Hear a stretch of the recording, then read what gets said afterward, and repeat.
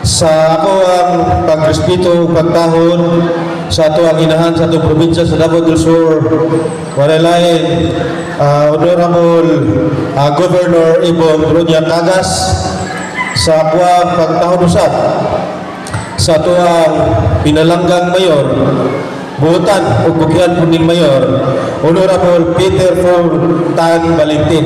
Of course, dili sukod ang kalipay namo nga mga barangay official tungod sa kadaghan sa mga katawhan nga upo nga ipaygayon yun ang ato ang medical mission karong adlaw among ipinikabutan diya sa wanang sa konseho nga matagad yun og pagtagad.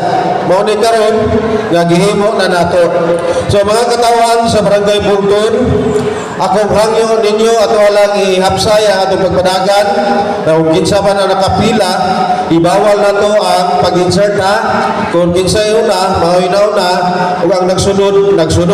So the rest, kung makaya pa sa ato ang medical team nga i-facilitate mo, pasalamat kay tagdako, no? Apan kung dili na napamantay lain umabot nga susama nini nga mga kalihukan. So, atong pasalamatan ang kinatibukang medical team nga nihatag nato karon adlaw og serbisyo nga dili lang ni usa ka serbisyo kundi daghan yun sila. Atong hatagan og masimang pakpakan nato silang tanan. So kanatong tanan manginaot ko nga kontento ta sa ihatag natong serbisyo tungod kay dili ni basta-basta ang serbisyo gihatag nila, gipandaman nila, kunya gipandaman po ni nato. So kada lang daghang salamat o gusto nako mahimutan o God bless natong tanan. Thank you. Akong magpasalamat sa ato ang gobernador, no?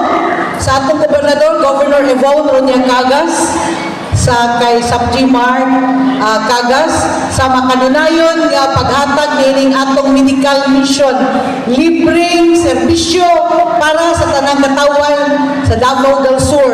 Kini magapadayon hangtod na sila gihapon ang atong gobernador sa probinsya.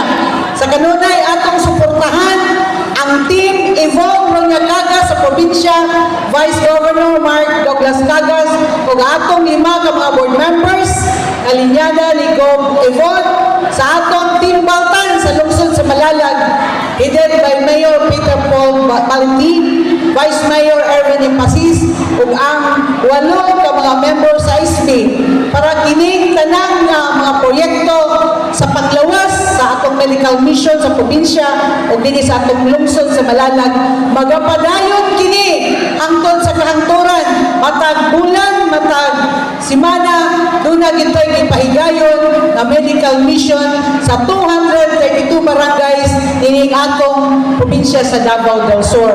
So kaninyong tanan, salamat kayo sa inyong makanunayon nga pagsuporta para kining tanan magapadayon ang medical mission matag tuig ining atong probinsya matag simana duna gitoy gipahigayon Monday, Wednesday, and Friday nga medical mission sa 232 barangays ining atong probinsya sa Davao del Sur.